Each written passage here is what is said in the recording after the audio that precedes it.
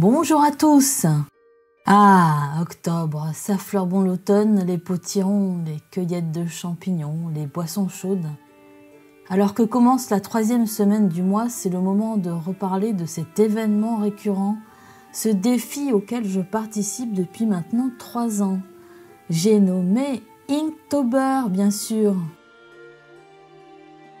Je vous propose de faire un peu le point alors que j'en suis arrivée au premier tiers du challenge. J'aimerais également vous montrer par la même occasion mon processus d'ancrage avec le dessin que j'ai réalisé pour le 2e jour du défi. Il fallait illustrer le mot « costume », un mot plein de promesses. Mais d'abord, un bref récapitulatif de ce qu'est le défi Inktober. Pour ceux qui ignorent vraiment tout sur le sujet, je vous suggère de voir la vidéo dont le lien va apparaître sur la droite de votre écran, où j'explique pourquoi je trouve ce défi unique et pourquoi tout dessinateur, à mon sens, novice comme professionnel, se doit d'y participer au moins une fois. Évidemment, le mot Inktober est d'origine anglaise. Il est composé de ink, encre, et tober, une contraction avec le mois d'octobre. C'est un défi artistique qui a été inventé en 2009, et oui, ça fait quand même déjà près de 12 ans, par le dessinateur américain Jake Parker. Alors, son but, quel était-il ?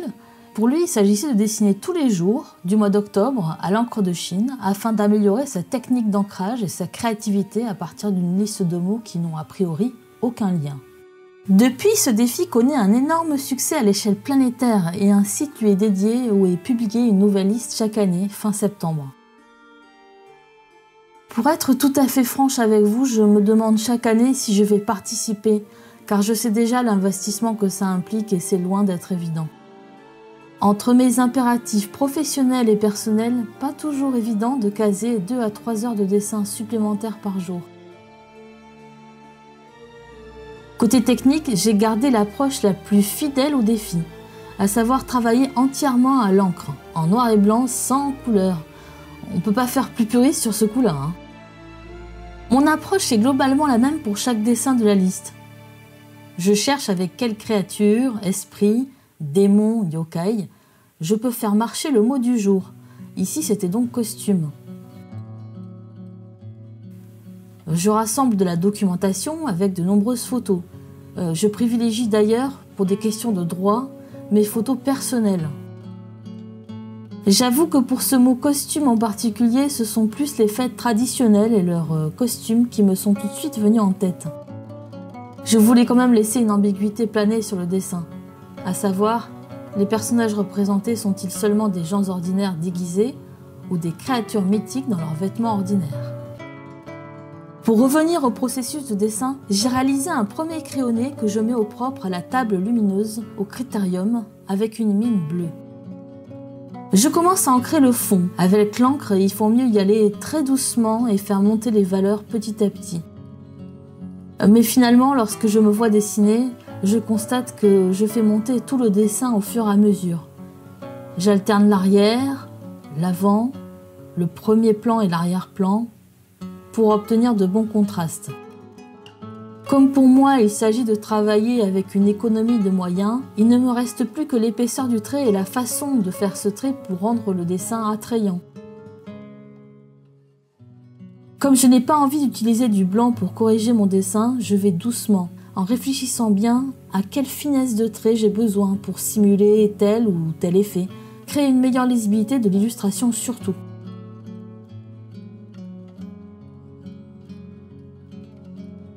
Inktober, c'est aussi l'occasion de tester de nouvelles approches, de s'étonner un petit peu soi-même. J'utilise par exemple pour la coiffe fleurie du personnage au premier plan une sorte de trait en continu, une chose qui me paraissait plutôt brouillon et impossible à caser dans un dessin au propre avant. Comme quoi, il faut expérimenter et tâtonner.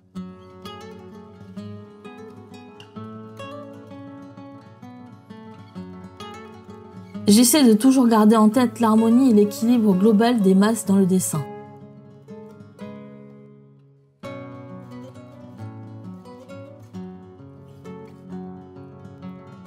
Détailler un dessin ne veut pas dire le surcharger, et le tout doit rester plaisant.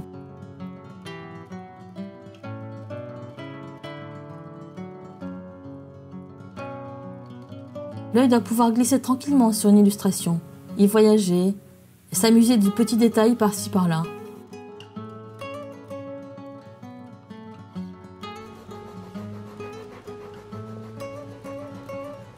Et voilà le moment le plus agréable.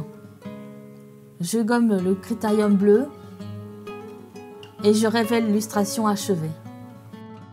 Tada! J'espère que vous passez un bon mois d'octobre.